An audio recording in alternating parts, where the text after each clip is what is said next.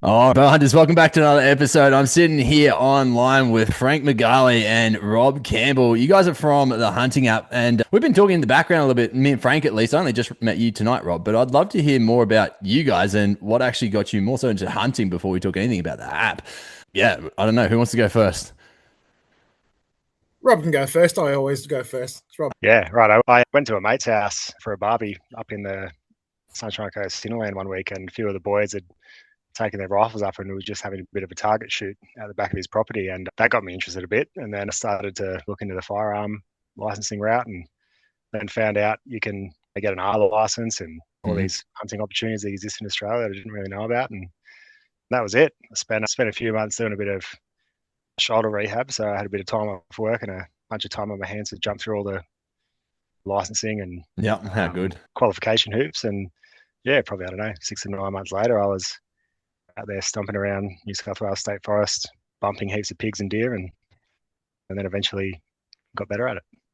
I just want to actually make a callback because I recently did a podcast with Ned Makem, and one of the things that he was talking about was us as hunters. One of the best things we can actually do is just show up in the community that you're regularly in and talk more about the hunting and the things that you do, but do it in a very presentable way. And that's exactly what happened to you, Rob, in that circumstance. You went to a barbecue, you literally were having some beers or whatever it was, and they're like, hey, here's some guns. You should learn how to shoot it. Come shoot a rifle with us. And you're like, holy heck, this is sick. How do I get into more of it? Example of exactly what I think as a community we can do a lot more of, right? Like introducing others into it. Definitely. It's even, I had my wife and kids there at the time and they were on board. And I've taken both my sons out and my wife with me a couple of times. And it's definitely something I enjoy doing on my own. Like, I do love the solitude of the bush. Yeah. And just a bit of time alone, but not too much. I do like to do it with a family as well. Definitely. Yeah. It is a very different hunt going with yourself versus going with the family, though. That's for sure. Oh, heaps different.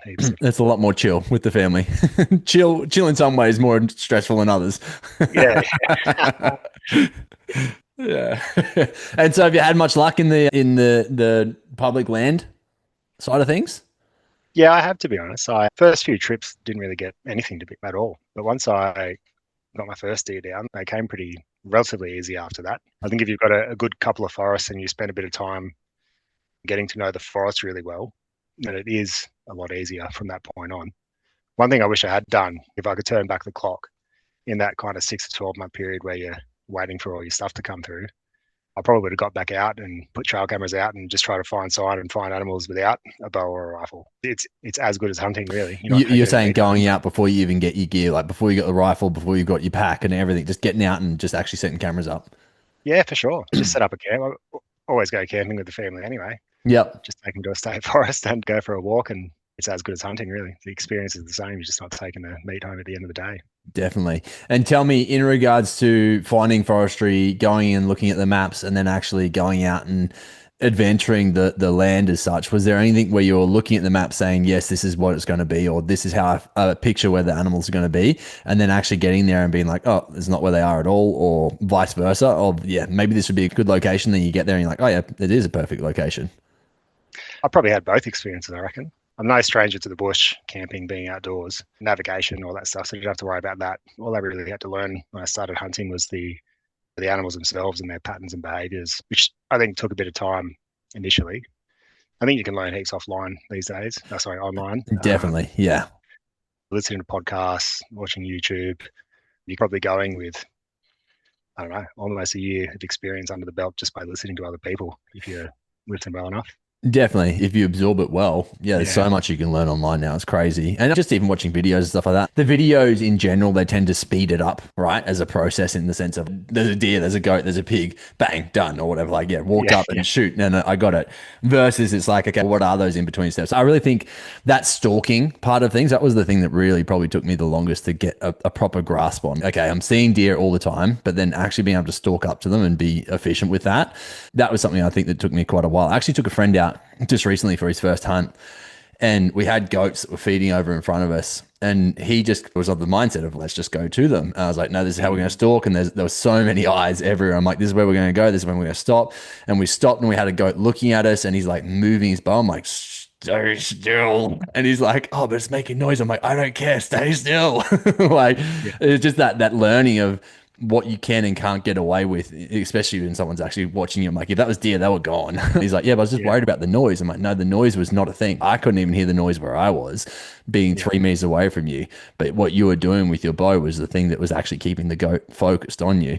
And it only took a few minutes, and then he kept walking off. But yeah, just the stalk we actually went on, he was like, it was actually very eye-opening to me, in the sense of the zigzag and cat and mouse game that we played, rather than just going, there's a tree, let's walk straight to that tree. It's like, if we did that, we literally would have been seen straight away. So there's no point doing that at all. So that's why we went back and then went on them a lot more. It was just, I think if you had that very first encounter with people, I think that would definitely help you out a lot, right? Like, just, okay, this is how you stalk. But then at the same time, you probably have to make your own mistakes to make it actually sink in. For sure, man. I reckon. I think in those first few hunts when I didn't get anything, but I saw something, that was probably the best lessons you can learn. Even just little things like, you say, you watch on YouTube and it seems like they spot an animal and they stalk into it. But what you may not see is they might have actually dropped back into dead ground, gone up a gully, come around the head of it, and then come back down. They might not explain it to you because it seems obvious to them. Yeah. They're the kind of things you learn for yourself. And I actually think that a little bit later on, after the first few trips, when I'd go down a day early, and I'd spend my first day when I wasn't allowed to have any hunting equipment on me, but I knew where I was going to go, and I'd have a few good deer encounters. And because you're not trying to hunt them right then, you just brushes off. Yeah. And it just, those like couple of days, I reckon I probably spent 2 or 3 days in total doing that. That's where I reckon I got the best experience. Instead of feeling the pressure in later hunts to come up with a plan and get straight onto that animal and take it straight away, I was like, no, now I've watched them a few times. I reckon I know what they're going to do in the next half hour. And then I can plan off that instead of thinking I have to get them where they are right then and there. Definitely. Yeah. Just obviously deer feeding, you can track where they're going to go. But over time, you build up a bit of a picture in your mind about what they're doing at certain times of day. And you'll intuitively know after a few experiences, are they going to bed soon? Are they going to keep feeding? Are they heading somewhere?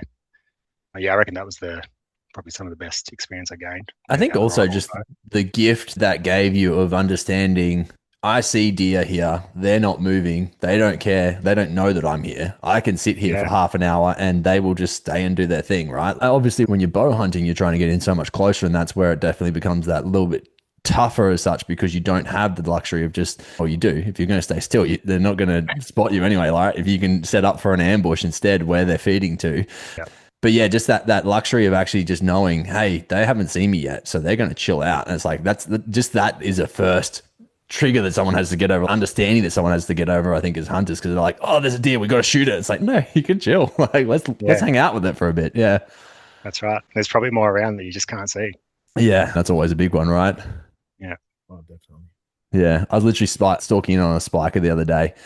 I got to the top of the hill and he was just underneath me. I'm like, I'm just going to have a closer look. I had no intention of shooting this guy, but got down the hill and I would have been maybe 40 meters away. And then all of a sudden this hind pops their head out. I'm like, oh, I would happily shoot.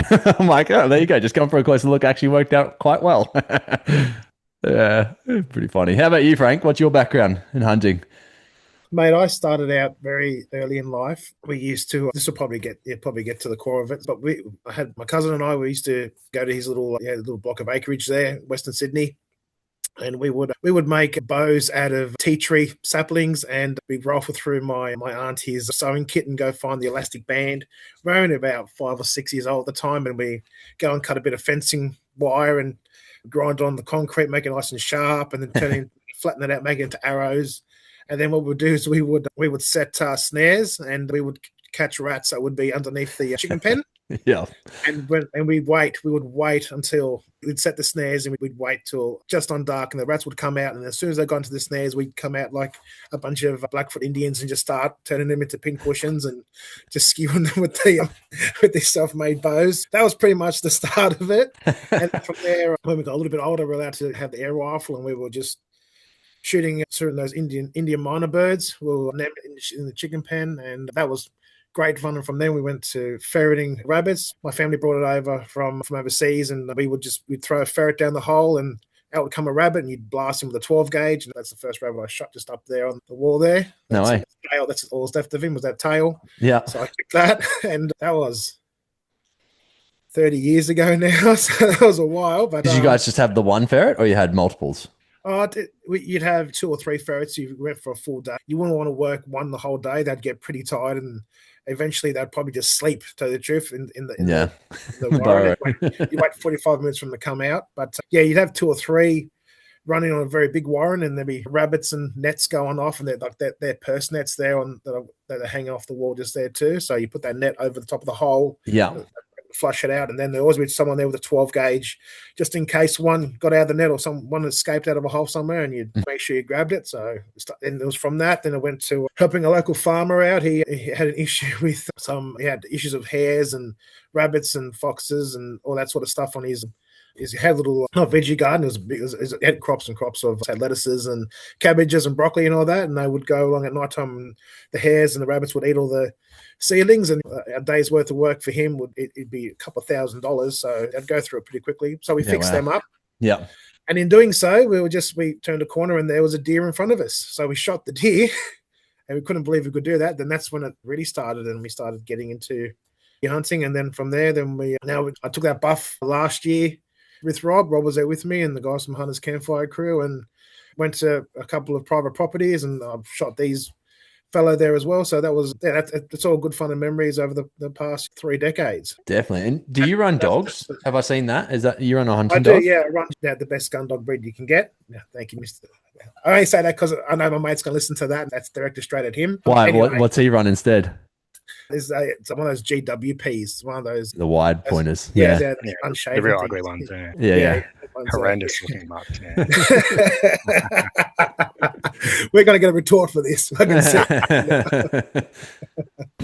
run GSPs, and something that my grandfather did overseas, and so they pretty much just indicate deer for me, and I try to shoot deer over the top of them. So tell me more about that process, like in regards to not only just training them, but in the sense of going out hunting with them. How close are they staying in your proximity? Are they leading the hunt and you're just following, or what's that look like? Yeah, most definitely. Having them probably about 7 to 10 meters in front of you, walking the track in front of you, so they've got to keep their distance from you. So they've got to make sure they keep that range well. You don't want them pushing out to about 50, 60, 100 meters, because by the time they've put point on something, then you're too far away, especially in a really heavily forested or bushed area. So you want a bit more closer. And the dog's nose is fantastic. The dog's nose is 10,000 times better than yours. If they can smell it, it's definitely there, and you just got to read the dog properly. But it takes a bit of training, and it's not for the faint-hearted. It's a lot of dedication and a lot of time spent in the yard and walking the dog and everything like that. But so ultimately, they'll walk in front of you 7 to 10 meters. You walk along the track, and then you just give them hand signals to stop or to get behind you, especially if we want to shoot, because we can't use suppressors here in Australia. So you got to get the dog behind you to have a shot. And then of course, because of the sound in general for its ears. Correct. Yeah. So wow. It happened on our last trip that we went to the State Forest, and I wasn't able to be successful as in to shoot a deer over my new pup, Vita, but she indicated, I don't know, 6, 7, 8 deer over the week. And she had a point, and like some of the deer were only 10 meters away. And when by the time you turn and look at them, and you go, oh, there's one just there, and you turn, you bring the rifle around. As soon as you've done that, they've got nothing. Especially the sandbutts, one hop, and they're 3 meters that way into the scrub. So it was a little bit painful, but nonetheless, like, she did her training very well. She took me to various wallows and scrapes, and she performed well. I didn't perform as. So tell me more about the actual training process of that. Do you take home hides or something to have them sniff train, or are you just training with like sausages in the yard? Like, how do you actually scent train a dog? I use a program called the Big Game Indicating Dog Blueprint. My name Paul Michaels. He's from New Zealand. Yeah, I think I've heard of him actually on the podcast before too. Someone said his name before. Yeah, really good dog trainer, and like his program, for the price it is, it's absolutely so cheap. So if you're thinking about getting an indicating dog, just get that program first and have a listen to it. He's making a new one at the moment too. Yeah, stay tuned for that one. But it pretty much starts from day dot. It's pretty much, if you want to scent train the dog, it's just making it really easy, and then just gradually in smaller steps making it further and further away. So the first thing for when I'm training the pup is I'll just drag a skin maybe 3 or 4 meters and just drop it, and then I'll take the pup along that line. It'll smell, it'll sniff it, and just encourage it, saying good girl. It'll turn and walk to the skin, And then once it gets to the skin, good job, good girl, good job. And then So are you talking about like a hide that you have tanned, or it's literally just like a dead no, skin? a bit of fresh essentially? sambar skin. Yeah, a okay, yeah. Sambar skin. We're pretty lucky in the community. Usually, if you just shout out in the community, go, "Hey, I need some skin." Someone's got some close by. Someone's always got some close by. And if they don't, I'll have some next week for you, mate, if you want to come pick it up. So yeah, that's amazing. There's always skin in my fridge just for that very reason, just in case people are training their pups and they want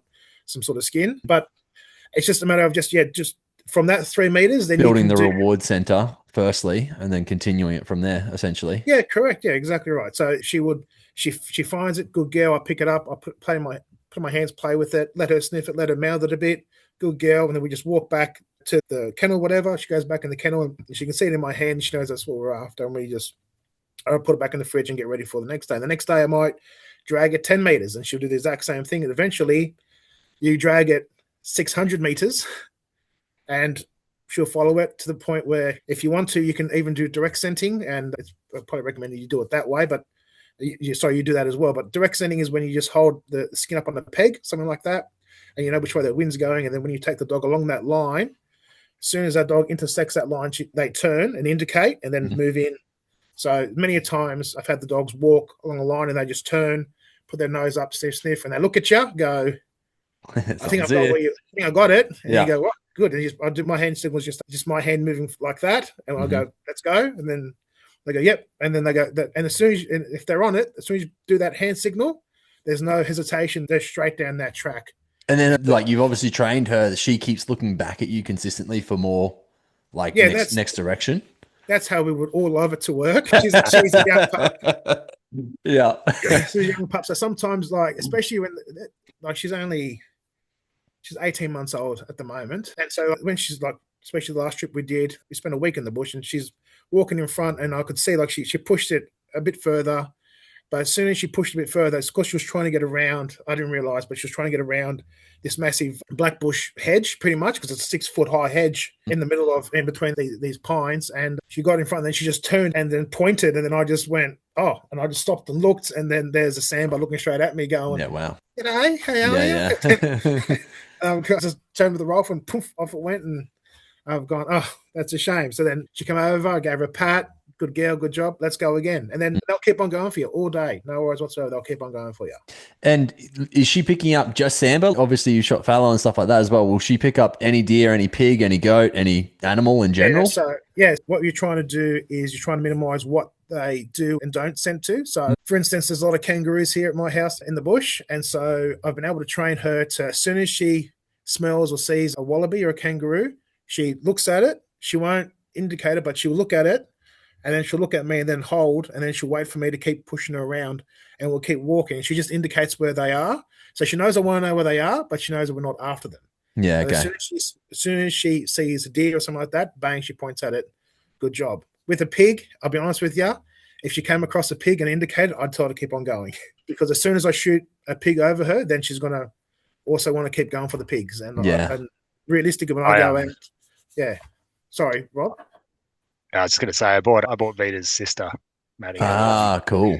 Yeah, went through the same program with her, and Frank's had another dog before Vita, but it was my first experience. And on that point of picking one animal or the other, I had done a little bit of, I've got a few animals around my training areas that she'd been exposed to, like horses, ducks. I didn't really have the opportunity to get her around pig scent.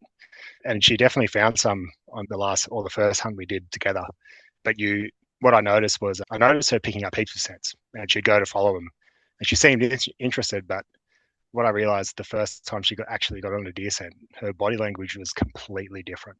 Yeah, interesting. It was like she knew from the scent training we'd done this was her purpose. Yeah.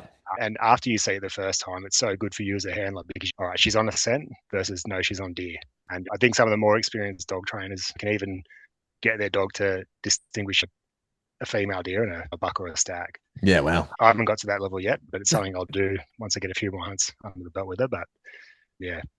So are you training your dog then to mainly go after fallow with where you're hunting down in northern New South Wales, or you hunt up here as well? I trained her off fallow skin, but I just did a hunt the same place Frank was, down near the big water, and she took me into sambar. Yeah, wow. We got honked, 10 meters in the pines, and that good fun. Yeah, I think the dog's nose is good enough to distinguish between species. It'd be whether or not you could read the difference in their language, I think. It'd be on you Yeah, as the that's handler. interesting. Yeah. Yeah. Yeah, it's Correct. super cool. Obviously, something that they've used for centuries, right? Like always had hounds hunting and stuff. So it's so cool that we've actually just kept it as a regular practice, at least those that have. Yeah, no, I've definitely heard. I actually need to write his name down. I'll get contacts off you guys afterwards because he's someone I'd love to have on the podcast even as well. Oh, he does a great chat too. Don't you worry, Paul. He's fantastic to talk to. Yeah. But the dog's nose is 10,000 times better than yours. The Mhm. dog knows. So it's like when you see, I don't know if you ever watch videos of dogs when they'll come in on quail or pheasant or whatever, and they Yeah. do that sticky thing, and then they stop, they hold. Yeah. Like so a good dog will road, will come in and it'll hold point on the bird. And what the dog is doing is it's got a direct scent. It's coming in, and then it can smell the adrenaline coming off that bird. Yeah, wow. It can smell how worried that bird is, so it stops. If I go any further, this thing's going to flush. And I'm not going to flush until I get told to flush it. So a good dog will hold it until its master comes up and goes, yep, push, and then it goes forward and flushes a bird and you shoot the bird. But the dog can smell the difference between a dead deer and a live deer. It can smell its breath. It can smell the adrenaline on it. The dog can smell, amount of hours I actually learned this in the last trip we went on, the dog can actually smell the difference between the deer that's taken off and the deer that's actually been shot. The deer that's been shot has a massive adrenaline dump. Drops blood, drops bits of hair, drops that metallic adrenaline scent. And if you take your dog to there, that dog will instantly pick that up and go, bang, we're going to that one there. That's the one we're going to, because it's smelt that before in the fur that you've had it trained on before. Yeah, interesting. Yeah. Perfect example is one of our mates shot a sambar, and it was right on dusk. He was worried about it the whole night. Next day, we went there, and he took it to the last place he's seen the sambar. And so this dog went straight up the hill, tracked it, and we had a look, and we could see these prints that go across the road, and these prints were like the easy, relaxed prints. They weren't running deer or anything like that. There was no blood spatter or anything like that. So when he took the dog back down to the bottom and put it on the blood, the dog walked 90 degrees, 30 meters, and just pointed. And I was like, there's your deer. No way. Yeah, so wow. What had happened was he had shot. That's my dog in the background. Sorry. That's all right. Yeah. Sorry, 1 second. I thought it'd be quiet. Sorry about that, Kush. You had the hair. That's all right. At the wrong bloody time. Sorry, where was I? The deer. So the dog had found it, but he'd obviously seen the deer run up the hill, right? And thought that was correct. his So deer. what had happened is he had taken the shot, and there was a couple of deer there, and one deer had gone straight up the mountain, the hill, and the other one had just veered around to the left-hand side and passed away there. So he actually taken a really good shot on the deer, and the deer's actually died maybe 30 seconds later, but because he's taken his dog straight past it and put it to the fresh scent, the dog's gone, oh, we're following this deer. Yeah. And he did. It followed the deer exactly where he took it. And then so when he took it back around to the blood spot the next morning, it just literally went, oh, it's that way. Then went 20 meters and indicated there it is there. He wouldn't have found that deer if he didn't take that dog back to that spot and showed it where the blood was. So definitely. Yeah, they're really good at finding your downed animals as well. It's why, like in America, they've literally got people they charge for that as a service, right? They'll come out and they'll find your elk, they'll find your deer, they'll find find whatever it is that you've lost or whatever you've hit, and they'll track it for days or whatever it takes. And yeah, it's crazy. Yeah, it just goes to show how versatile they are and how long after the shot they actually pick up the scent and keep on following it and like many people, especially the sambo, said, oh yeah, I shot it, but we couldn't retrieve it, we couldn't find it or anything like that, because they're a tough, hardy animal. But I find that as soon as you put the dog on the scent, 90 over 100 times, usually the dog finds it pretty easy for you too. Yeah, well, I reckon the scenting's the easy bit for them. I think the thing you get most out of Paul Michael's blueprint is the control over the dog. Yeah, of course. I found once he'd done the scent training once or twice with my pup. From that point on, she just knew that once you got that scent, oh yeah, that's what I'm supposed to go do. Supposed to follow that till he does something. But it's keeping them, controlled. When you spoke before about range and stuff, that's the hard part, man, because they just want to go at it. Yeah. You got to. I don't know what's the blueprint, Frank. I think you spend 4 or 5 months just teaching the dog control before you even do your first hand training. If you stick correct. It's just trying to keep the dog comfortable in front. You don't even teach it heel first. The dog to walk in front of you 3 or 4 meters, and that's where you get them comfortable in staying there. You want them to stay at that range, and as they get older and as they become teenagers and they start thinking, yeah, I know it's better here. Like I remember talking to a mate of mine, and I thought, Imagine if we could run with the dogs. Imagine if we could be that fast and we could run with the dogs. Usually we would get so many more deer. We would get so many more if we could actually run with the dogs. But it'd be frustrating for them because they're walking slowly in front of you and they're pretty much looking at you like you are the third wheel. Like, come on, mate, hurry up. Hard work, hurry up. Old handbrake back here. Yeah. Exactly right. It's like, it's just over here. Can't you smell him? No, I can't smell him. It's just over here. Have a look at him. Like, oh, yeah. He's there. And then Pink takes off. He's like, oh, that was, anyway. So the dog can get frustrated at you. I've been given the side eye many a time from the dog and the head drop and the walk on. So, yes, I've disappointed my dog many a time, but nonetheless. We had a Ridgeback growing up, and he would point all the time. Like, I don't know, he was obviously pointing at stuff, but we never really clued onto it. He was just pointing whatever it is. But yeah, it's just a cool thing that they do, right? In general, just part of the point of breed, essentially, to some degree. Yeah, it just gets the blood up. It gets, especially if you walk in and you're ninjaing into a spot and you've seen sign, like they've taken you through a wallow and they've taken you past a preach tree and there's fresh rubs here and you can smell the stag somewhere and you can see him sniff up ahead and they are slowly moving in on the sneak, like ever so slowly, and you're thinking he's gonna explode from a bush here in front of me any second now. I can't wait. And then they just turn and they look, and you're like, oh, there he is, and then he's off in 3 seconds. You're like, shit. I had a cool story once from Steve Demetricellis. He was saying how he shot a deer, and he shot it pretty close on, and they just couldn't find it. They're like, where the heck is this thing gone? It was sandbar, and it actually crawled through like a little tunnel underneath the road or underneath like through a log type thing. He got down on it was a big stag too, had good old antlers in it, so he like tucked his head right back and crawled through this little tunnel. And it was just funny that they found it just because they essentially started grid locking, so we know it's dead somewhere, we just don't know where it is. But you wonder if that's something they're doing quite regularly then, like finding their own little tunnel systems and whatever else to dig through. You'd be surprised. One of the first tracking jobs I did with my older dog Joan was in the State Forest, and a good friend of ours, Rob and I's. He had shot a fallow deer in the morning, and she had, cut long story short, he shot this deer, but we found this deer 4 times. We had found it 4 different times until he could finally got the drop on it and actually shoot it. But one of the times where we had seen it and the dog was indicating it, it had just dropped to its legs, and then it had actually crawled. You could see the marks in the ground. Actually had crawled on its front feet and moved forward down. And then once it knew, it was like, it must have looked up and had a look at us. We were looking at that spot where it was, and it must have looked at us, guys, oh, they're looking that way. Then just got out of there. Went. Yeah. Wow. And that was just, they will do anything they can to escape you. Once adrenaline's in their body, like, you don't know what they're capable of, really. I wonder if that's something to do with the dogs as well. The knowing that there's a dog close by in the area and they just act a little bit differently, knowing that's something they've always been kind of hunted by. Yeah, especially with Samba, yeah. Yeah, that'd be interesting.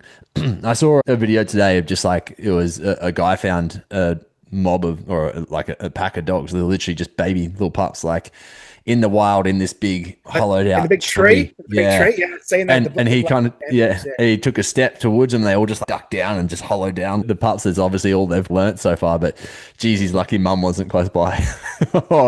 Yeah, most definitely. Yeah, you know what? Mum probably was close by, just watching and just seeing what he'd be doing. Probably not engaging him until he actually did do something. But I would be surprised if he actually just turned around and she was probably just 4 or 5 meters just to the right or left there, just watching him downwind.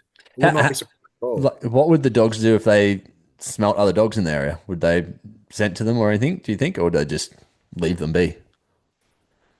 Oh, sometimes. Meaning your dogs, both of your dogs. Yeah. I've only ever had one engagement like that with a wild dog, and it was with my eldest dog, Joan. And when she just turned and just actually started just doing a bit of a whining noise. I told her to be quiet straight away because you don't want a whining dog when you're out there, especially if they're indicating. And she was, but I looked over and then just probably about 20 meters away, I just seen the face of this dingo. It was just looking straight at us. And so the dingo had obviously smelt her, but he had his eyes on, or it might have been a share, I'm not quite sure, but it had its eyes on my dog Joan, and looked at me, looked at Joan, and then so I just picked up the rock and threw it, and then it took off. I wasn't allowed to shoot where I was. I was pretty much doing a nature walk, so I didn't have the rifle with me. But I just threw a rock at it and just turned it around and took off. And she was a bit hot and she's like, "What's going on? What's going on?" It's like, "No, don't worry about it. Let's go. Let's keep on going." And we just kept on walking. So but I've heard guys have said sometimes they're walking and then they'll just have a dingo come straight in and just start getting straight into the dog, especially if it's a female on female. It's so territorial, right? Yeah, very territorial. Yeah, exactly right. So they'll just come straight in and especially if you've been walking. If you've been walking a while and they come across your trail, they'll come and follow you. Apparently they'll come around and they'll have a look at you. But I'm far down south, so we don't have as many dogs as you guys up in the Brisbane Valley and all that. You've got a heap of dogs up there, I know. So we wouldn't engage with so many as much as you do. Yeah, interesting. Cool. Tell us about this app. What's it go? Pretty much you reached out after I talked with Profty and you're like, mate, perfect little podcast. Obviously, Profty just does such a good job, but you're like, this is something, given the talk on the public land access, this is something that we've kind of created in the background that's very useful for anyone who's hunting, not only in public land, but obviously private land as well, because it's a map system that can work across all fronts. But essentially, it was kind of built out of a need that you guys found after Avenza put on high prices for what they actually offer, right? Yeah, I'll let you. You can take this one, Rob. You're right. Yeah, you're right. The Avenza bringing the subscription was definitely the catalyst for it. Prior to that, those that don't hunt New South Wales State Forest wouldn't know, but New South Wales State Forest hunters used to use. Oh, we just lost you, Rob. Can you guys still hear? What's going on here?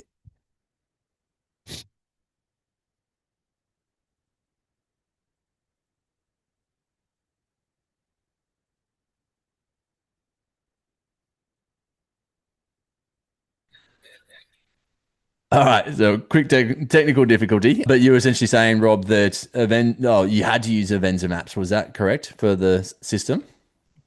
Yeah, you had to have the map on you on an electronic GPS device that could show your location. And Avenza used to provide that service for free, where you could upload your own map. There's a lot of apps that do it. They generally charge a fee to put your own stuff on there. Yeah, Frank had a contact with a company called Map Based Apps, that's their business. I'd actually thought about it myself under another little side hustle I've got going on, but it just wasn't. I don't have an app developer in my company. I've got a partner who's pretty tech savvy and does a lot of Claude code type bespoke stuff for different businesses. Vibe coding type stuff, yeah. Yeah, and he's pretty good, but the issue is if we did it ourselves, I would have had to bring on a developer to maintain it full time, which I just didn't have the will to do it, to be honest. Yeah. But yeah, Frank put me in touch with this other crew and we had a bit of a yarn and they were pretty good, really. They were, the company themselves are veteran owned. They're just real good down to earth blokes. Yeah. When Frank and I said, we're bringing this idea, but we've got the connections and the knowledge of how the stuff needs to work, but we need you to make sure you look after hunters and provide at least a bare minimum for free, because anyone can charge money, but this is what the community had and they've lost it. If we can give them back, and then there's a bunch of other stuff we can offer, which people are probably willing to pay for, I'd say most of them. But yeah, we wanted to make sure that they covered off that free part so people would just go out and have a hunt and not have to spend any more if they didn't want to, just like they used to. Yeah. And they were all for it. So that was what kicked it off. We're not having that service for free anymore for New South Wales hunters. But once we went into it, we thought we're not just going to look after them. It's going to be, there's heaps of awesome hunting apps out there, especially from overseas, especially the US market. They've got some really good ones. It's such a huge market too, right? Yeah, but that's the thing. It's a huge market. A lot of companies that probably look at it and they're like, it's not a big enough market share to invest in. Australia, or you mean for Australia? Yeah, so, we're skid on the undies over there, right? Exactly. Yeah. We're not even equivalent to one of their smaller states. Yeah. But we were upfront about that, and they said, "Yeah, that's fine. It is what it is. If you guys think you can design a good product and have a crack, then they were willing to get behind us. They did, and here we go.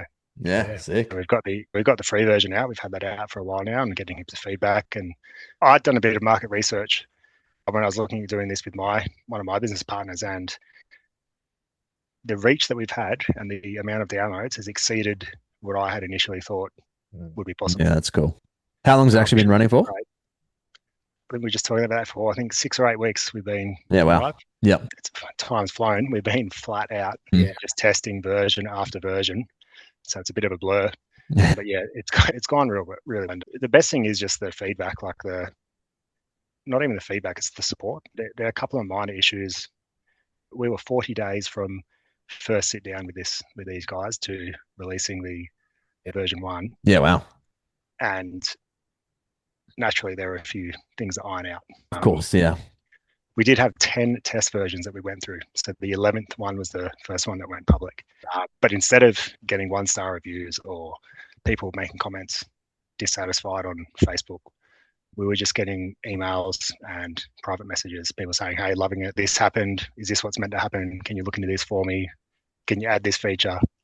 Like, that's the bit that's really good to see. People that are going out of their way to help us make it better without trying to shoot it down in any way. I think also when it's a free app that's replacing something that's now being paid for, in the sense of like what you guys have brought to market pretty quickly for all hunters, like it's something for the community. It makes a lot more sense for the community to get behind it as well, right?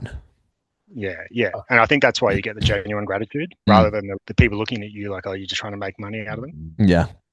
Because it actually costs us money to serve the free version. Of course it would, yeah. So I think people recognize that fact and they're willing to help us out. Yeah. The behind the scenes of anything online, it all costs money. It does, man. It's happening for me. I haven't really delved into the app development world in any other space. I work with developers with other things I do. It's very bespoke things that aren't necessarily commercial in venture either, like a lot of business to business stuff.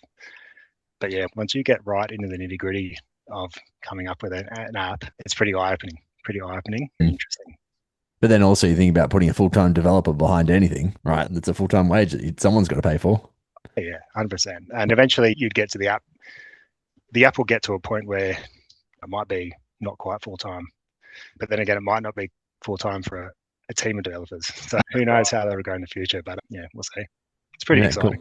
So tell us a little bit more about like the actual functionality of it. I mean, I've used events, or I've used a few different variations of apps. I've been honestly quite lucky in the sense of all my hunting's been on private land, but I've still gone to new blocks, not knowing where necessarily the boundaries are. You have chats with the owners, but you don't necessarily get to go for a drive. It'd be really cool just to download a map and say, okay, these are our fence lines. Don't go outside of that. Half the time when you get to someone's block though, you don't have reception, so you just don't have maps at all, unless you've got a mud map drawn up or something in advance. So tell us about like the functionality of what you should do if you're downloading the app and then utilizing it for going out for a hunt, be it on public land or private land.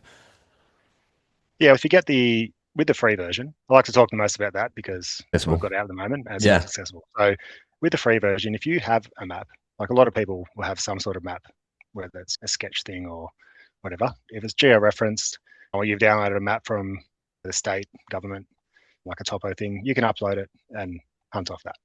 Cool. If you've got your DPI maps that you have to carry as a hunter in New South Wales, you can upload those. With the paid version, we're bringing in a lot of the stuff that you would see with like the US providers. So there will be the ability to switch on a layer of all the private property. So you'll see all the public, like all the lot and property boundaries, you'll see those. We're also allowing people to, when they are connected, do your e-scouting, find your boundaries, draw your own stuff. You can essentially make your own map, download that area for offline use, and then go out and hunt off it. Yeah, cool. And even in the free version, we've given the ability for people to download 9 square kilometers of offline maps. So you can get on, you can download either the topographic base map or the satellite image. If you know where you're hunting, you can zoom it in. If you've got, I think most private property owners I've spoken to know where on the property to go. Yeah. And you might download a 2x2 area and a 1.5 by 1.5 area. And you know the property like the back of your hand. So you can go walk out there. But then when you get there, you've got a pretty good map to hunt off. Yep. You can drop all your pins. You can do any marking that you want. Saw deer here that were here on October 21st or whatever it was, right? Like actually keep a proper log going for them. Yes. Yeah, cool. And in the free version, all that data is on your device. Yeah, well. It is private. We can't see it. Yeah, and you can build up your own sweet little database of hunting knowledge. When we get the paid version out, we're going to get them to set up an account, because what we're also offering is not just the on the phone app. It's like your own e-scouting platform. So a web-based thing that you can log on and do really good e-scouting with. Go down and drop range rings, you can draw routes, you can define areas, you can see where the water courses are, you can look at terrain features like slope, you can do... So you're saying through presses of buttons, you can essentially say, okay, search out all the water courses and it will literally lay them out for you. Is that what you're saying? Yeah, it'll just draw all the creek lines on there. Yeah, how good. Yeah, cool.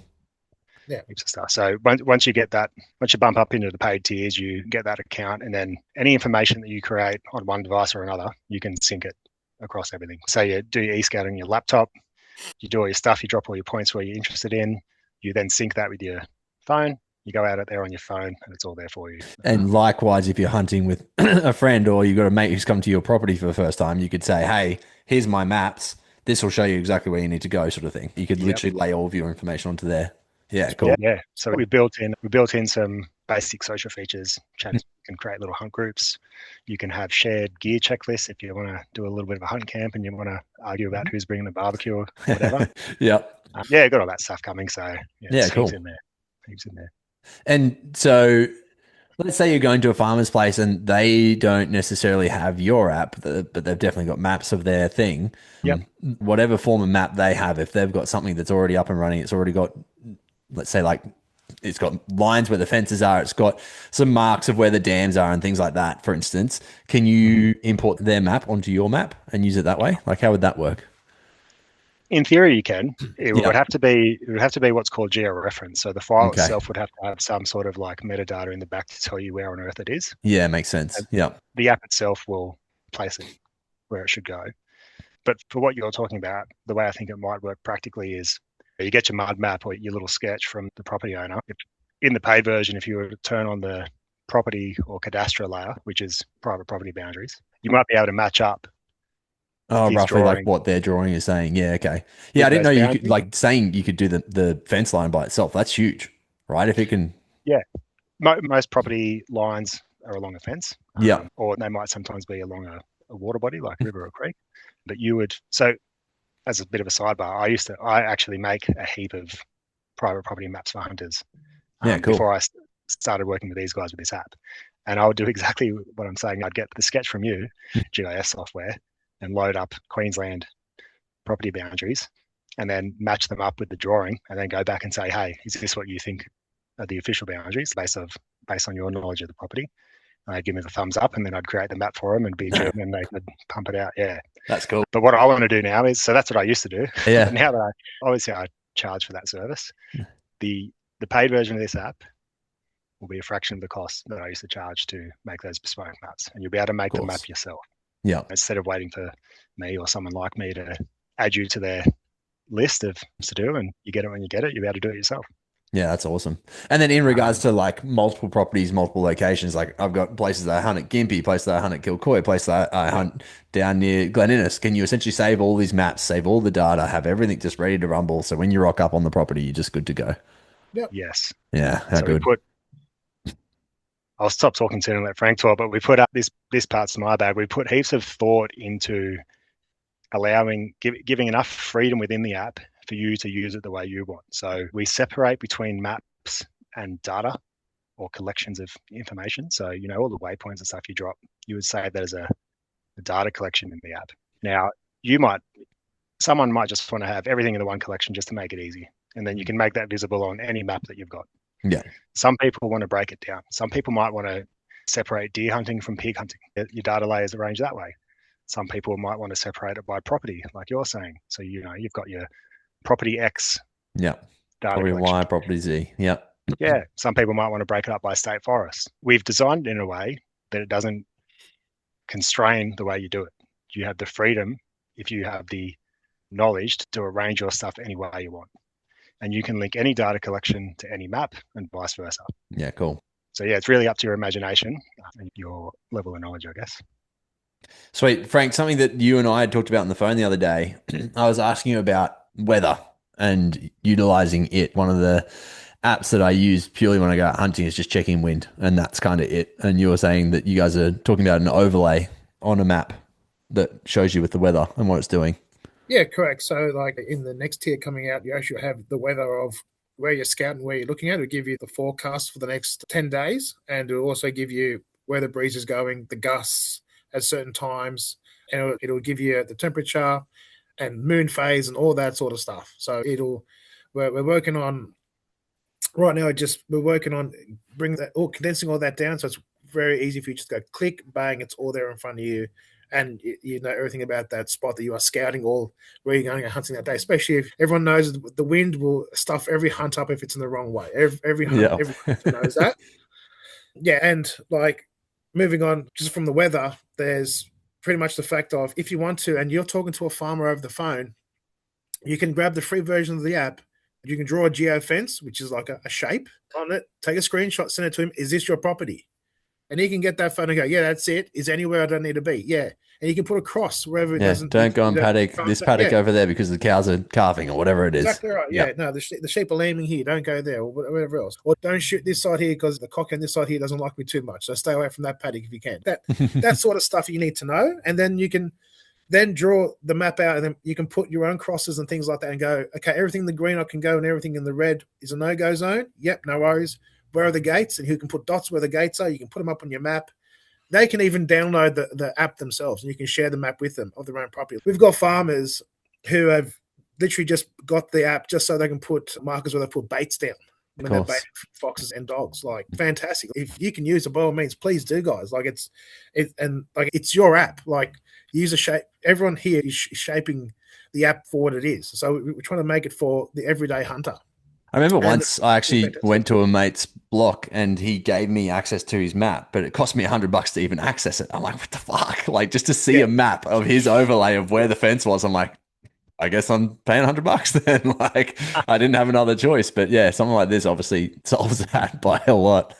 And now you have that chance to share it. And like the one of the best things about it is that it's made it so much safer and easier for you to go hunting on private property and on public land. Like, you download your maps and off you go. You can literally organize everything you want, have all the scouting you want to do right there in front of you. You want it on the big screen, you put it on the big screen, you can bring it straight down into your mobile device, have it offline, and off you go. You're into the field. You know where the wind's coming from, you know where all the brush is going to be, you know where all the lanes are going to be. You can see that in the satellite images, you know where it's all going to be, and you get to your spots and you've literally saved yourself a day or two of scouting just by doing it online. So yeah. Take me back to the wind app concept. Is it like you can break it down by the hour? How does that kind of work? I'm looking at it now, and it breaks it down. It breaks it down every 3 hours. Yeah, cool. So every 3 hours, it'll tell you where the wind is in a constant way, or when it's going to change. So it'll tell you, especially if it's going to be gusting. And also, especially for public land hunters, you need to know when first light and last light is, because you can't hunt either side of them. And it tells you that straight away on the app as well. You can see when your last light is going to be and where your first light. So you also makes you compliant when you're out in the field as well, which is a very big thing to tick off. Being that you've got a geotagging system, right? It's a system that rather than having to have a device on you anymore, you can just have your phone running this. The map system is what makes you compliant. Exactly right. And you need to be able to see where you are at all times on a map, public land hunting. And you need to know, because there are zones. There are green zones and there are pink zones, and you've got to stay out of the pink zone, stay in the green zone. And knowing that you can be in the field at a certain time, hunting at a certain time. So if you're actively hunting, you've got to do it after first light and before last light is what essentially the times that you can go hunting in the state forest if you're not using dogs. If you're using dogs, you can go at night time. They've made it stop now, which has been great. Great for people like Ned Makem. Fantastic. Yeah. And so, when you're heading out during the day, you know where you are. So essentially when the ranger comes up to you in the public land space, you've got their map that they supply. So you can only hunt on, especially in New South Wales. In New South Wales, you can only hunt on the state forest land if you have the actual DPI provided maps, which our app can have on there. So you download it straight from, so when you book in your hunt, you download the map, go straight onto our app. And then on the app, you can put in your recreational hunter's license, which is a license that you need when you're hunting a state forest. And you can put your gun license on there and your driver's license if you want to, as well as your permissions. So you download your permission slip from the DPIRD website, goes onto the phone. So essentially, you don't have to carry the permission slips anymore. Yeah, exactly. You don't have to carry your licenses anymore.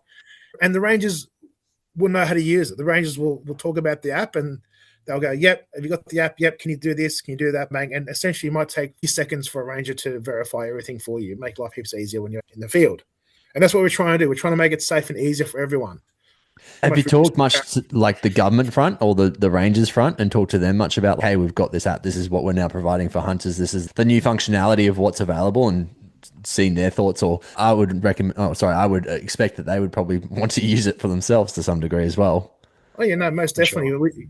You don't want to go out this half-hearted and start using stuff for commercial use when you don't have permissions to do so. You want to make sure that everything is prim and proper, that they know what you're using it for, and they can see, and if anything, they can even say, "Yep, fantastic," or "This may need to be different," or something like that, depending on who you approach. But all we're trying to do is make things compliant. And you want to make sure that you want to address the people that need to be told that they're going to be using the app for the purpose, so for them to actually make a comment or actually to say, "Hey, that's really good," or "Hey, you might want to change this." And we take that on board. We take those suggestions, and we pretty much change them immediately to make sure that we are always compliant.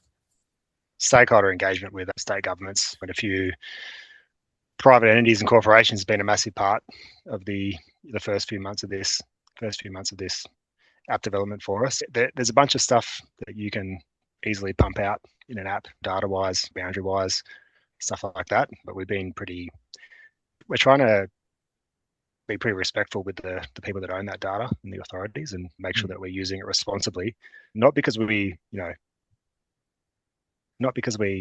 to make sure that we're being good boys.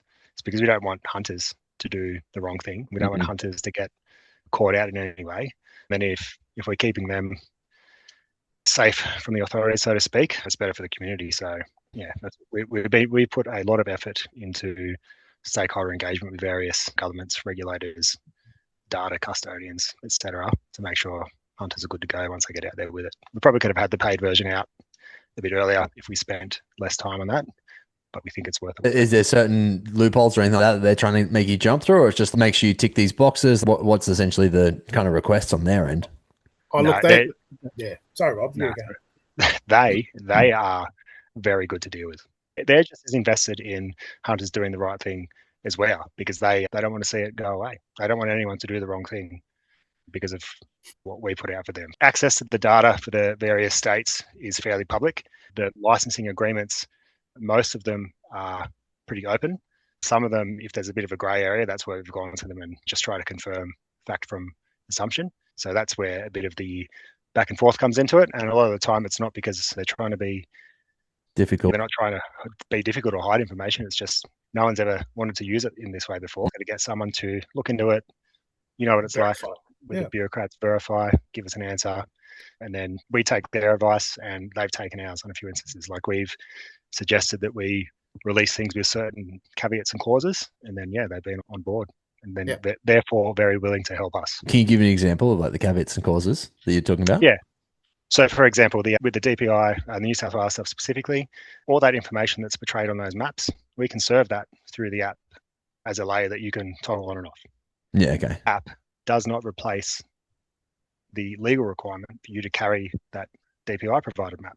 If you're looking in one section of the map doing your e-scouting and looking over the top of satellite terrain with a bunch of boundaries overlaid over the top, which are the official boundaries, we just might put a splash screen on there and say, hey, before you hunt, make sure you've got the DPI map updated for this quarter so you don't get in trouble. Yeah. Obviously, it'll be like, I don't know, some lawyery wording, but yeah, of course. Of course. You don't want to, because it will be so attractive to hunters to have that stuff over the top of a satellite image. We don't want them to forget in their excitement that they still need to go out and download that quarterly update, because that's a requirement. Yeah, of course. In another section of the phone before they go out there. So that's probably the most pressing example that people will see in the free version. Yeah, cool. And any other functionality or something else that you want to talk to about the app or things to come? I think the e-scouting thing will be the most exciting when it comes out. So explain that more. It's essentially just being able to sit online and fully map out. You could literally say, okay, the winds are blowing this way. This is the route we're going to take. Yeah, cool. You can do all that scouting. You can share it with your mates. You can create group chats. You can share specific points of interest. You can share your whole map. Spoken about the checklists, the gear checklists. Like Frank said, you've got the document wallet to put all your stuff in there and your permissions. I think the really exciting stuff is going to come in our top tier, and I won't overpromise and underdeliver, but there's a whole bunch of terrain analysis that otherwise can be quite time consuming or difficult. They're coming up with really good ways to make it accessible. Yeah, cool. It's all really good to have all that information for a layer. It's another thing to actually display it properly so you can understand it. That's another thing. We can draw as much stuff as you want. We can tell you all the hotspots of where say, for instance, this state forest might have all these deer and this state forest may have all these types of deer, and we can do all that for you. But if we don't display that properly, it's not worth it. This is, as I was saying to you earlier, like this is why we have a team of guys behind us doing it. It's not Rob and I. It's literally, we have a actual team behind us that have actually gone to university, done coding degrees, haven't got their license out of a Kellogg's box, or actually putting their money where their mouth is, pretty much getting everything done. And they've been fantastic in supporting hunters in getting to where we are now, especially with this free version. But we want to make it more than that. We want to make it the go-to place for when you're going to, say you got a new property. You got to drive 8 hours for a new property, and you got to burn a day and a half scouting it. Now you don't have to. Now you can just burn an hour at home. Yeah. Have a look at contour lines. Go, what happens if we walk this track here? And you draw that track, and then you do a track analysis on it, and it'll say, yeah, look, it's really good until you get this point here. And it's steep down there. It's actually pretty shite. I don't want to walk down there. Yeah. Maybe we drive around the other side and come around the other way if the wind's going the right way on that day. You can do all this stuff now and save your time, save energy. Could have saved me some pretty hefty walkouts, that's for sure. Yeah, exactly right. And like, how good would it be just to be able to go, where am I on the property? Have a look at it on the map and go, it's a track just up there. Tell your buddy, off you go fetch the ute. I'll see you at the top up here, and just you can go straight up the top there and meet him up there, and make it heaps easier for the carry out. It's so many things that you can, if you can think about it, you can probably do it with the app, to be really honest with you. We're trying to get as much as we can into it without trying to overload everyone, and trying to get the information there so it's neat and tidy, and you're not convoluted by all the stuff on the map. Everything is just there, is in front of you, and everything you want is there. It's easy to go on. Sorry. All right, it's easy to come up with mad ideas when we had a bit of a brainstorm at the start. Like, you can come up with heaps of features you want as a hunter. If we just sat down over a beer and thought of everything possible you'd want out of an app, that's one thing. But the challenge is making it like the user experience awesome. Make sure it's not going to take up so much data as well and whatever else, right? Exactly. So doing it super efficiently in the back end, which is not like how Frank, that's not what Frank and I focused on. Yeah. We're focused on what the hunter sees when they're holding it in their hand. Yeah. And then the devs figure out the back end stuff. Yeah, of course. Random thoughts on top, but yeah. But we've made it for hunters, as Rob said, try to make it as user-friendly as possible. And we're trying to make stuff happen with only 3 clicks. If you want to add a map, 3 clicks. Mm-hmm. If you want to add a point, 3 clicks. 3 clicks or less is what we're trying to aim for, to make it really user-friendly, because you've got, and I'm happy to say this, you've got Grandpa Trevor over there who's trying to learn how to use the app because he's been hunting for a long time in State Forest and he wants to get it done. Or you got your young mate, Chris, who wouldn't know how to open up a letter, let alone a phone. So you're trying to get him to be able to use it. But these 2 people have as much influence on the app as what anyone else does. So we're trying to make it as user-friendly as possible for everyone. Yeah, it's quite interesting, just the user experience and making it intuitive, right? It's an interesting piece, because what's intuitive to one might not be intuitive to another.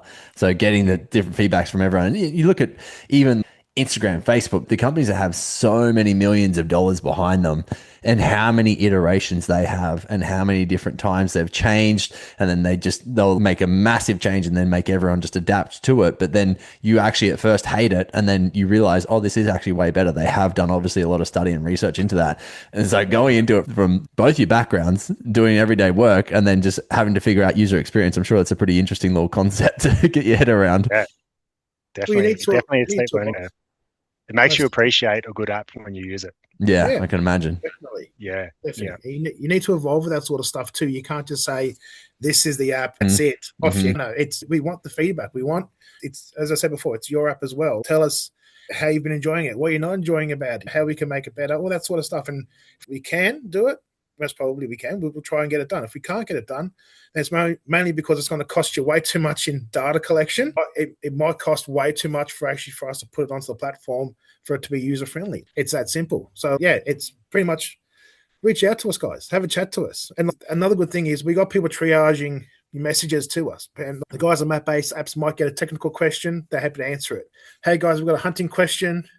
Can you answer? Yep, no worries whatsoever. Like this all through just the platform, like through the app, you can essentially have a question. Okay. Just there, you get in touch with us, and it sends an email straight to us. Cool. Tell us if you're struggling with anything you're struggling with. Just send it to us, guys, and we're happy to reach out. We're not going to a call center over in Dubai or Indonesia or anything like that. It's here. It's either me, Rob, or one of the guys from the team. We're answering the messages and the phone calls and whatever else. If you need help, just reach out to us. We're happy to help you guys. So available on all platforms, essentially. You can go and get it through the App Store, whatever your phone is. Just download it and go from there. Yeah, most definitely. You can get Android, Apple, no worries whatsoever. And just searching the hunting app on any platform, you're good to go. Brings it up, no worries whatsoever. Yeah, you'll see it there. There's a free version there. Jump onto it, and it's not free for 2 weeks. And pay this. No, it's free. So they get you. It's free. Like, it's there. And then if you want to go, the next level is there for you if you want it. How many layers? Like how many? I don't. Have you guys? You were saying obviously you're going to releasing tiers, but have you started releasing tiers already, or is it just the free version only right now? And then there will be 1, 2, 3. Like how many tiers do you think you're doing?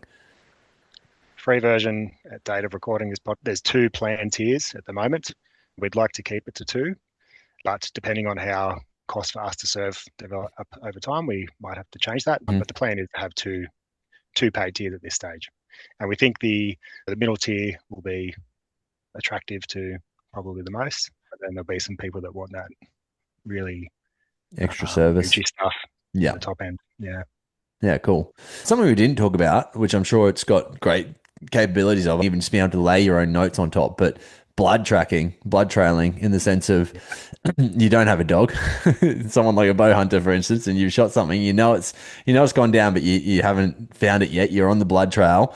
I'm sure you could put down every dot based on exactly where you're standing, saying, okay, this is the last blood. I'm going to walk over here and I can come directly back and then know exactly where my last blood is, rather than having to put some fancy thing up or leave your bow standing in a certain direction or whatever it might be that you use as your mechanism.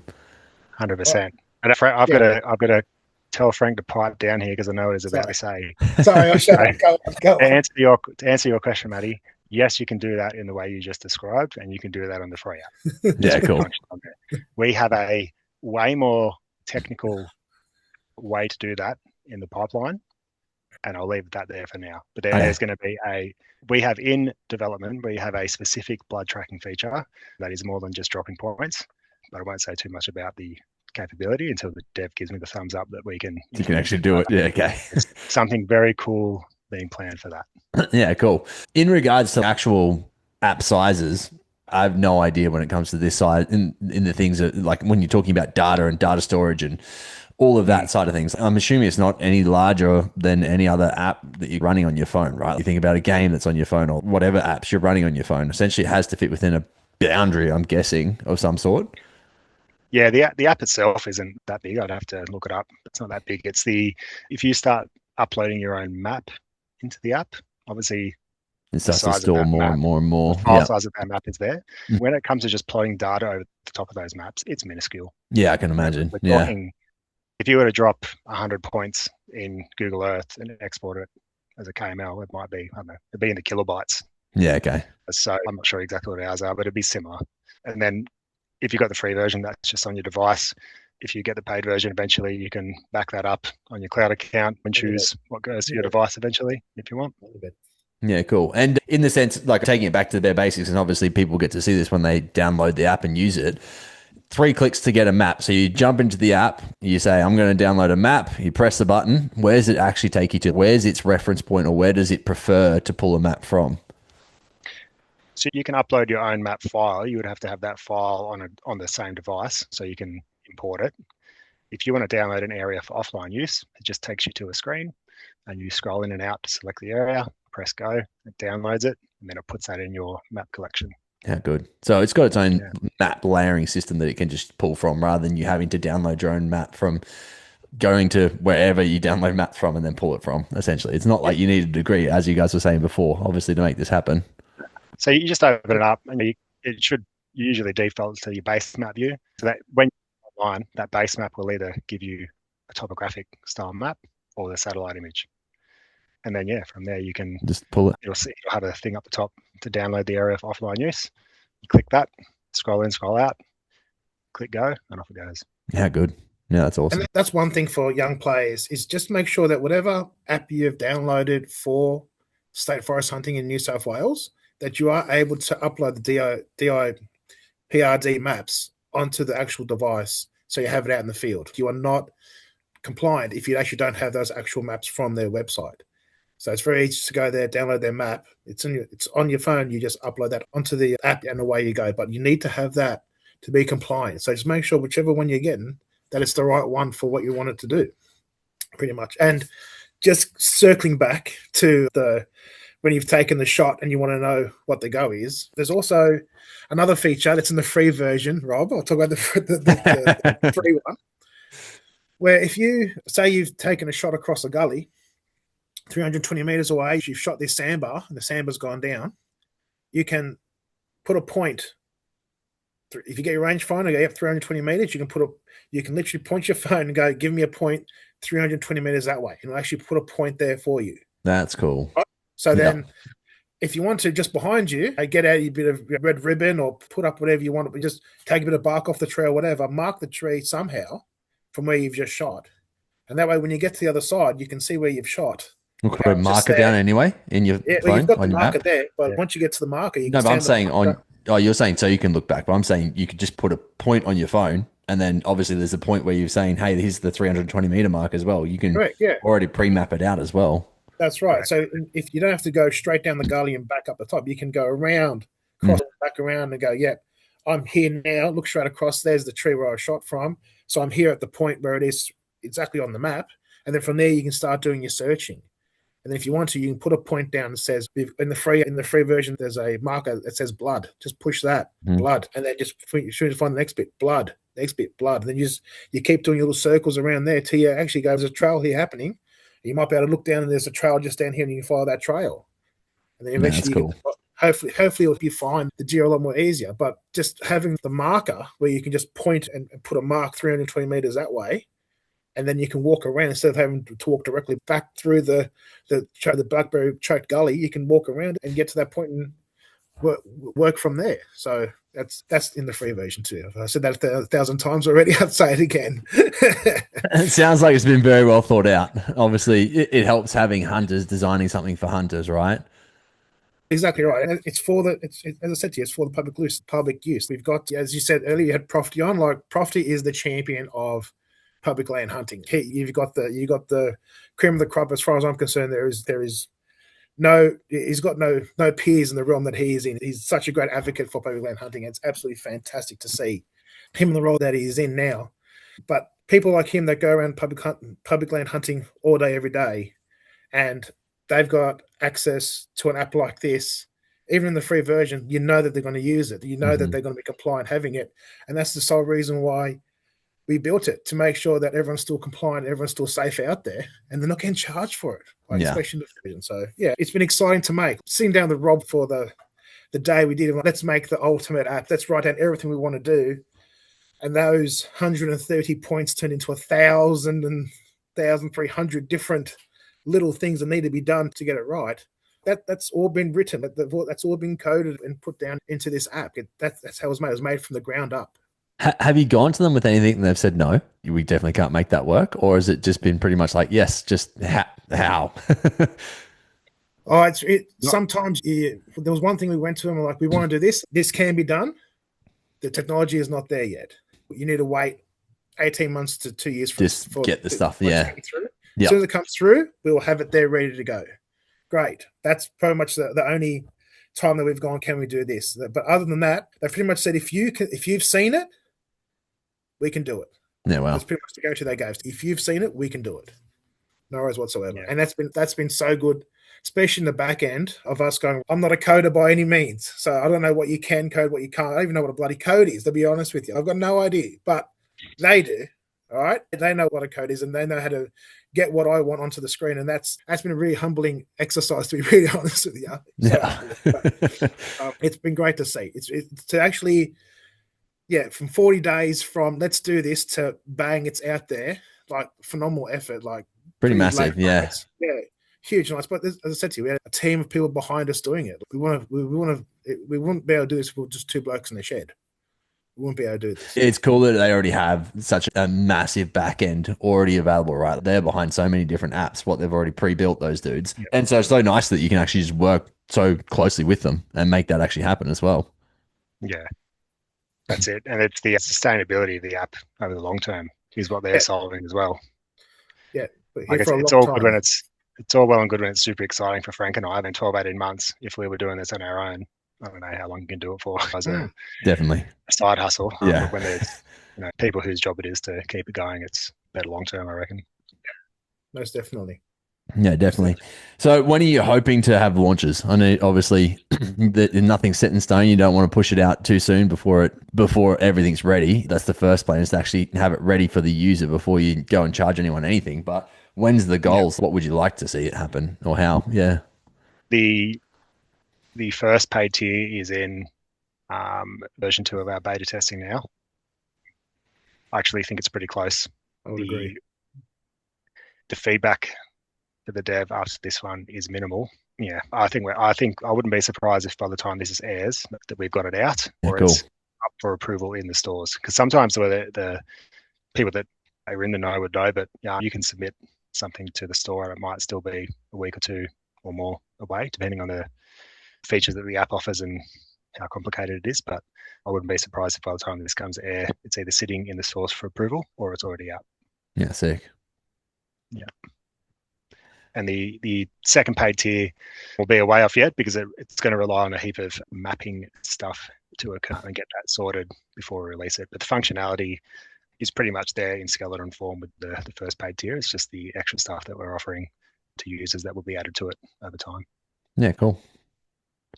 But we appreciate everyone's patience in this. And as I said, like it was from go to way, it was only 40 days. So we want to make sure that this is prim and proper when it does come out. And it will be. We've made sure of that. But just want to also thank everyone for their support. It's been absolutely fantastic. And yeah, look, not everyone wants to take that next level and pay for the next tier, and that's fine. That is fine as far as we're concerned. If you guys want to support us, by all means, just reach out to us. Tell us we're doing a good job. Tell us we're doing an okay job. Tell us we're doing a bad job. Just reach out to us. Give us some feedback. And any feedback is good feedback as far as we're concerned. So, yeah, if there's anything you're struggling with, let us know. If you're not quite sure how to get your maps onto here, we might send you to a little tutorial. And if we haven't got a tutorial out for it, we might make one just for you and put it out there as well.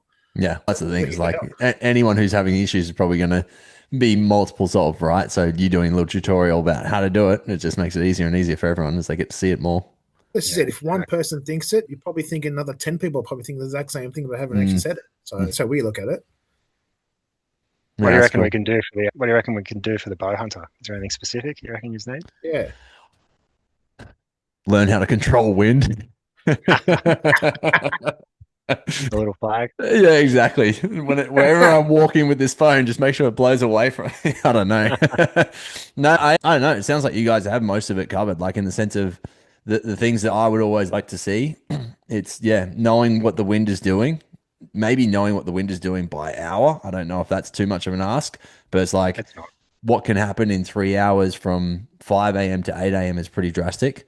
So that would be maybe something that I would suggest based on just our talk now. But outside of that, I don't know. The functionality of what you've said is pretty darn impressive.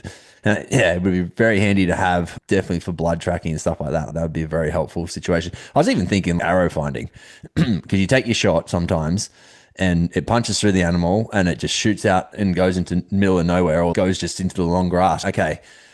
What you were saying just before about your direction across the valley and be able to point, if you could literally do that and say, okay, I'm here, the animal was 20 meters away, I know my arrow's gone in this basic trajectory, this is where I'm searching now, roughly do it every time. Okay, well, I was standing by that tree and I shot next to the animal was by this tree or by this rock, or it was roughly in line with this, and you go and you do it, but still just how much you lose them in the long grass in particular. There'd be something there that could be, I don't know. Whatever your blood tracking thing is, put some carbon. Make sure it can find carbon as well. Noted. Metal detector or something on it. Yeah. That's worth a bit of a think, I reckon. Yeah, there'd be something there, because you think about an arrow, $50 to $60 for most of them by the time you've decked it out with your broadhead and all the things you put onto it. Yeah, if you could do something there, that would be probably pretty incredible. Yeah, sweet. We'll have a think. Yeah. Feedback, we will look back upon that. I'm writing that down right now. The carbon finder. Yeah.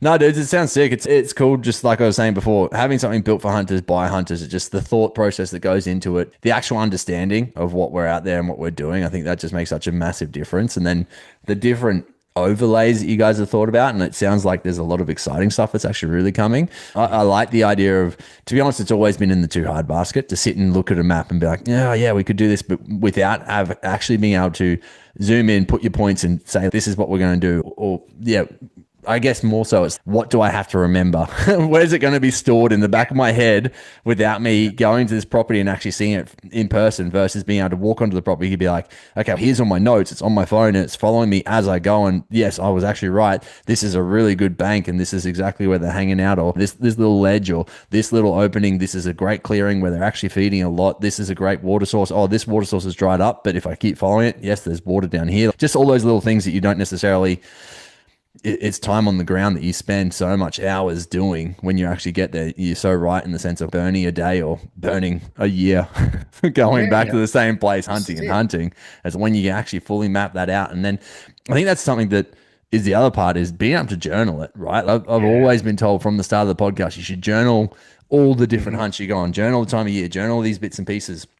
If you can just put that in your phone, okay. It was literally October, I saw the big boys and they were here. Or yeah, it was May, they were all hanging out in these fields. But then during the day, during the morning, I saw them on these hills. And then they'd come down, they'd feed out here during the day. Having that sort of detail that you can keep and store on your map for that location, that's a pretty big game changer, I reckon. Yeah, exactly. And then making that as easy as possible, right? Like plotting where you shot a deer, that's good. And then if the app is pulling in what the weather was for that time, you drop the point. And then eventually you can go back and look at a year's worth of hunts and start to put patterns together based on weather and terrain and direction, animal count. Yeah, whenever it's raining, they're in this valley. Whenever it's real windy and the wind's coming from this way, they're actually over this hill. That sort of detail is, pretty impressive. Yeah, well, you can even take photos if you want. If you find a nice rub tree, you find a wallow or something like that, you can actually just take a photo of the wallow. You can take a photo of the rub tree if you want to. And you can store it in the app. Link it to it will store on the pin. You can put a pin right there saying wallow. There's a pin named wallow.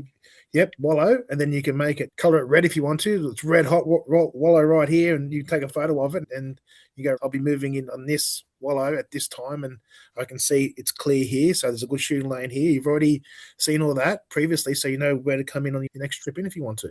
Yeah, that's cool. Yeah, there are a million different ways you can apply it.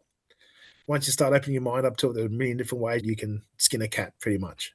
Definitely. Yeah. Have you started doing tutorial videos in regards to, I think that would really help you guys out in the sense of, okay, this is the new block that we're going to, or this is the public land we're going to. This is how we think about it. This is what I draw in. This is the dots I do. That stuff would be, super. Yeah, we've just kept them short and sweet. We've got 30-second to 1 minute videos on how to download your maps, how to upload your maps, I should say, as well. How to put points in, how to put geofences in. Yeah, we've got all these tutorials. And once again, if people are struggling, just reach out to us, guys. We're literally not too far away. And we'll get in touch. What you're saying, Matty, with the e-scouting tutorials, that eventually for sure. Yeah, cool. Yeah. There's the whole how to use the buttons side of the tutorials. Definitely, yeah. Which we need to cover off, right? But then there's just a heap of free knowledge you can put out there for new people. Just basic animal behaviour and basic terrain analysis that applies to whatever you're hunting. So we'll try and, if you're going to teach someone the buttons of how to use the web map or the app itself on the device, you may as well teach them how to apply that knowledge as well, I reckon. Definitely. Once we calm down a bit with the launching the thing. we'll put heaps of effort, just as much effort into that stuff, I reckon. Yeah, of course. Yeah. That's cool, dudes. Anything else you want to mention before we wrap it? No, man, thanks for the opportunity. You're welcome. I think it's so cool to get something like this out for the public, right? And it's useful for every hunter. It's useful for farmers. It's useful for anyone who uses a map, right? Maybe the only thing you guys have done wrong is called it the hunting app when it could have been the farming or the know where you are app. That was a real deliberate discussion, because it was pretty humble when the map-based apps company decided to get behind us and said to them, hey, we could probably market this more broadly. There's more people that this is relevant to. And they pulled up our own words against us. They said, well, you guys wanted to make it for hunters. So are you all in or not? And we're like, nah, you're right. Yeah, far out. Yeah, good on them. Hunting app. So no, that was good. Yeah, that's cool. I'll just resonate what Rob said. Thank you so much for having us on, Matty, and just keep doing what you're doing, man. I've been listening to your podcast for years. I've actually scrolled through the other day of when I first sent you a couple of messages, and like when you were first starting out with you just got to the block there at your Rello's place, and you were trying to sneak in on the deer and injury, and you're telling us how this hind sorted you and stuff like that, and you're going through your learning curve. That was really good listening. I really appreciate you putting that out, because it just goes to show that it's not just grip and grins out there. There's a lot of heartache that goes into actually getting something on the ground. And my hat goes off to bow hunters, it's people that take buffalo and reds and fallow with bows. I think they're just something special. Special. We'll get you to the dark side. I know you've got a bow there, so you'll come across. No, I appreciate you saying that, man. To be honest, I always love these conversations. I just get to hop on and have good chats. I've had 2 podcasts that I've never aired of 8 years or whatever it's been, 7 and a bit years, and I've only not aired 2 of them. So it's a pretty good run rate, really. You've done really well. Well done to you. Well done to you, mate. If you keep sticking thanks, with mate. 8 years, that's fantastic, man. Well done. Pretty wild. It's just the old hunting and what it does to you, right? Sucks you in. You guys now got an app. You're in for the next forever. Welcome to the cult. Yeah. There's so many memes about that. Yeah, that 5 minutes of testing that bow would be the best 3 weeks you spend on tuning it, and the best 20 years you spend in the field. Yeah. Exactly. Yeah, no, definitely. No, it's also just such a cool community, right? And you guys have witnessed this in this short time that you've been involved in it, and I've been able to witness it a lot over the last 7 years. It's a very inviting community. It's something that obviously hunters are for hunters mostly, and that's the coolest thing about it. So yeah, it's just a cool community to be amongst. And I don't know if you ever get to the stages where you think of throwing the hat in or whatever, you have another chat and you're like, oh no, these are my people. It's just, it's good to be around. No, exactly right. We've got to support each other. The pig doggers have got to support the duck hunters. They've got to support the bow hunters. They've got to support the rifle shooters. If we all lean on each other's shoulders, then there's nothing that will stop us. I really feel if we actually all get behind each other, we need to get better at doing that. That's the thing. Yes. It's everyone for everyone right now. Yeah, we just got to get better at locking arms together. And once we do that, I think we'll be absolutely unstoppable. To be honest with you. Definitely. I think things like this actually really help with that. Like when you've got a platform and you can actually say, hey, we've got numbers and these are the numbers that we're actually putting through something like an app that's a hunting app for Aussies, that starts to give us a bit more of a fingerprint, right? Versus we've got the pig doggers, they've got their thing laid out, like with what Ned's done, he's done that really well. We don't have a governing body for bow hunters at all as such. Obviously we've got the ABA, but we've got nothing that necessarily says you have to register to go and do this. So I think any of these things where we can say, okay, we've actually got 20,000, 30,000, 50,000, 100,000, whatever, and however many users you guys end up getting on the app, like that then becomes also very powerful for us, I think, as a community to be able to use moving forward. Yeah. And sure. And also for us too, when we go to other governing bodies and they want to open up state forest hunting and stuff like that, hopefully one day you guys get to do it up there in Queensland. Hopefully we can be right there ready to go for you guys to help you out. That's a big thing, right? Where you can come in and say, hey, we've got full compliance ready to rumble. They'll know exactly where the green zones, where the pink zones are. They will not step zones. Yeah. That's exactly right. If we can help with that, then we will, most definitely. Yeah. No, it's cool, guys.